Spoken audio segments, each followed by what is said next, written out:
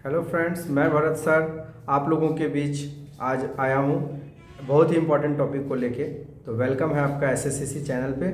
और आज जितने भी टेंथ के बच्चे हैं जो भी टेंथ के तैयारी कर रहे हैं और इस बार एग्ज़ाम देंगे 2026 में, उन सभी बच्चों के लिए मोस्ट इम्पॉर्टेंट ट्रिक आज मैं लेके आया हूँ कि कितने कम सेकेंड में, कितने कम समय में, ठीक है, और समय को सेकंड में बदल देना है पूरा, कि कितना कम से कम सेकंड में आप सवाल को बना सकते हैं। मिडिल टर्म फैक्टर जिसको कहा जाता है द्विघात समीकरण।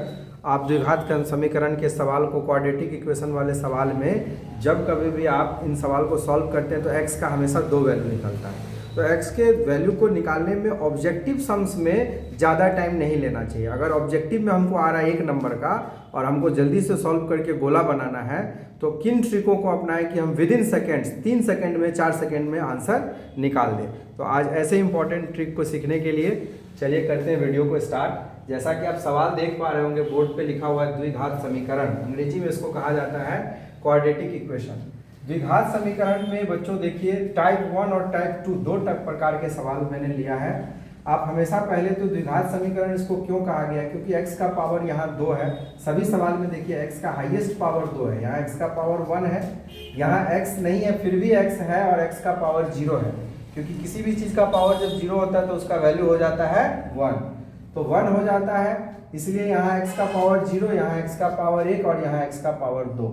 यानी किसी भी द्विघात समीकरण में x का पावर हमेशा हाईएस्ट कितना होगा, 2 होगा। इसीलिए इसको द्विघात, द्वि माने 2 और घात माने इसके ऊपर जो डिजिट रहता है उसको घात कहते हैं, पावर कहते हैं अंग्रेजी में। इसीलिए इसका द्विघात समीकरण। और समीकरण क्यों कहते हैं, जब बराबर में कोई चीज़ दिया रहे, 0 रहे या कोई भी डिजिट रहे, तब उसको कहते हैं द्विघात समीकरण। एक और इम्पॉर्टेंट बात कि अगर बराबर और 0 ना हो तो इसको द्विघात बहुपद कह सकते हैं, द्विघात बहुपद कह सकते हैं। लेकिन जब इसमें बराबर और 0 दे दिया जाए तो इसको कहा जाता है द्विघात समीकरण। अब बनाने की ट्रिक को समझते हैं बच्चों। मेन सवाल को एग्जाम में आप बनाइएगा कैसे। जैसे हम पहला सवाल को लेते हैं, बाकी आपको ट्राई करना है। जैसे कि आप देखिए एक्स स्क्वायर का गुणांक यहाँ पे 1 है और यहाँ पे 6 है। जब एक्स स्क्वायर का गुणांक 1 हो तो नियम होता है कि इधर के डिजिट में और इधर के डिजिट में गुना किया जाता है। तो 1 से गुना करने पे कोई फर्क नहीं पड़ेगा, यानी 6 एकम 6 आएगा। तो यहाँ पे हम पहले लिख लिए 6। हम पहला सवाल को बना रहे हैं। चलिए हम वापस से यहाँ पे फर्स्ट नंबर सम्स लिख देते हैं। X square plus 5x minus 6 बराबर 0। ठीक है, तो अब देखो बच्चों कैसे बनाओगे। एक्स स्क्वायर के पीछे कुछ नहीं है, मतलब 1 है। 1 में 6 से गुना हुआ 6। पहले अभी चिन्ह पर ध्यान नहीं दिए। क्या करना है, गुना करके 6 लाना है और जोड़ या घटा के 5 लाना है। ध्यान से सुनिएगा, मैं 2 बार 3 बार रिपीट करूंगा। गुना करके 6 लाना है, जोड़ या घटा के 5 लाना है। तो हम क्या ऐसा डिजिट ब्रेक करें कि गुना करके 6 हो जाए। मान के चलिए हम 3 गुने 2 भी कर सकते हैं। 3 और 2 लेंगे तो गुना होके 6 तो हो जाएगा, लेकिन जोड़ या घटा के 5 लाने में दिक्कत हो सकता है। प्लस में 5 लाना है, ठीक है।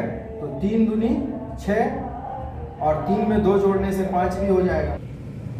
हाँ, तो बच्चों जैसे कि देख रहे हैं कि 6 को कैसे ब्रेक करेंगे। 3 2 में भी कर सकते हैं और 6 1 में भी कर सकते हैं। क्यों, दोनों हम समझा दे रहे हैं। 3 2 में गुना कीजिएगा तो 6 आ जाएगा, 3 और 2 को जोड़ने से 5 आ जाएगा, ठीक है। लेकिन चिन्ह पर भी ध्यान देना है कि हमको, और 6 1 को भी गुना करने से 6 आ जाएगा और 6 में से 1 घटाने पे 5 आ जाएगा। तो अब किसको अप्लाई करना है ये ध्यान देना होगा।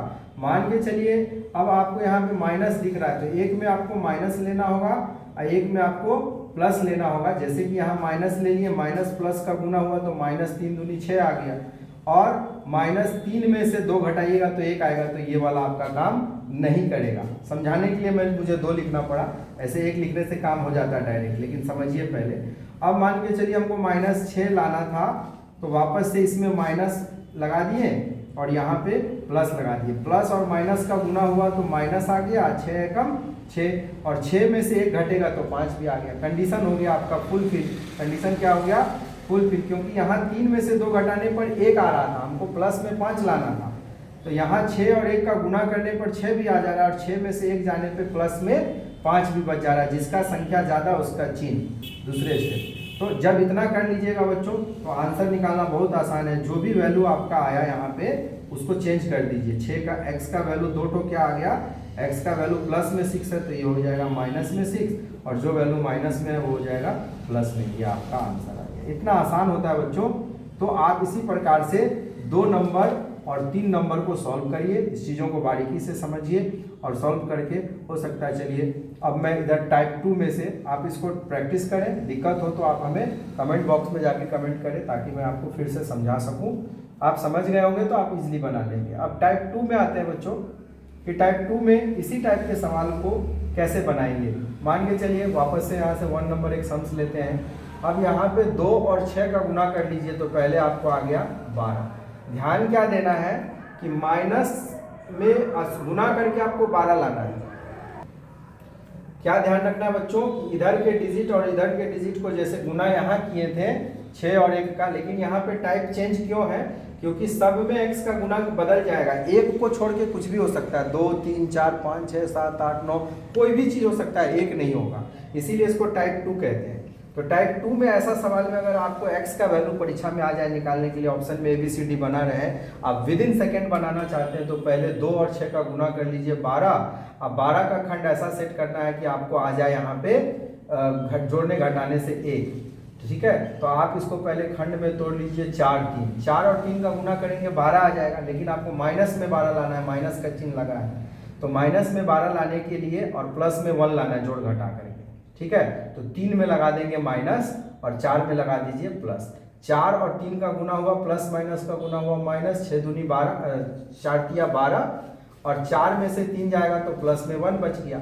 जब आप इतना लिख लिए तो इसमें क्या करना था, डायरेक्ट चिन्ह बदल के आंसर निकल जा रहा था टाइप 1 में, यहाँ डायरेक्ट चिन्ह बदल के आंसर नहीं लिख लेगा। अगला स्टेप क्या रहेगा, जो भी x स्क्वायर का गुणांक रहेगा बच्चों उससे भाग कर दीजिएगा। जैसे 4 में x स्क्वायर का गुणांक हमको क्या दिख रहा है 2, यहाँ भी भाग दे दीजिए। अब -3 में भी 2 से भाग दे दीजिए। अब ध्यान देना है कि इसको काट देना है, अगर कट रहा है तो 2 एकम 2, 2 दूनी 4। तो हमारे पास क्या आया 2 आया, बट्टा का 1 का वैल्यू नहीं होता है। अब माइनस में 3/2 क्योंकि ये तो कटेगा नहीं।